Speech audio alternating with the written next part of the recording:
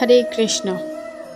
दोस्तों, आज के इस कहानी में हम आपको भगवान श्री कृष्ण जी के गोवर्धन पर्वत की कहानी के बारे में बताने जा रहे हैं। एक बार की बात है कि वृंदावन के लोग गोवर्धन पर्वत की पूजा करने लगे थे। वह भगवान श्री कृष्ण के कहने पर उस पर्वत की पूजा करने लगे थे और इंद्रदेव की पूजा नहीं करते थे।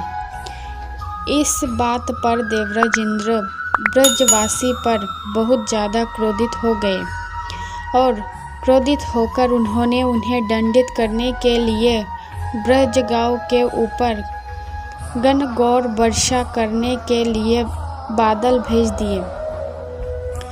इंद्रियों के आदेश देते ही वहाँ बादल गांव की ओर चल पड़े और वहाँ जाकर बहुत ज़्यादा बारिश करने लगे, जिसके कारण वृंदावन में बाढ़ की संभावना पैदा हो गई थी।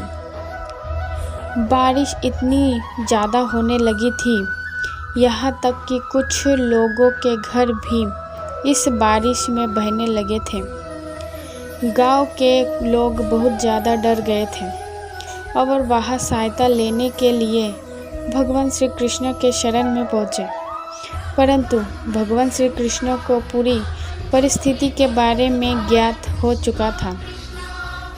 उन्होंने गांव वालों की सहायता करने के लिए अपने बाएं हाथ पर गोवर्धन पर्वत को अपनी छोटी उंगली पर उठा लिया और वह पर्वत पर पूरे गांव के ऊपर छतरी का काम करने लगा।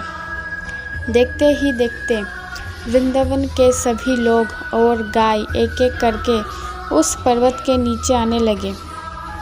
इस प्रकार भगवान श्री कृष्ण ने वृंदावन के लोगों की जान बचा ली।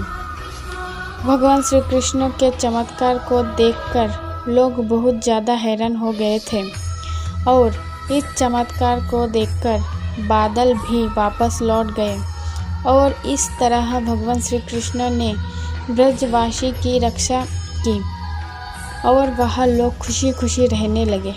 राधे राधे।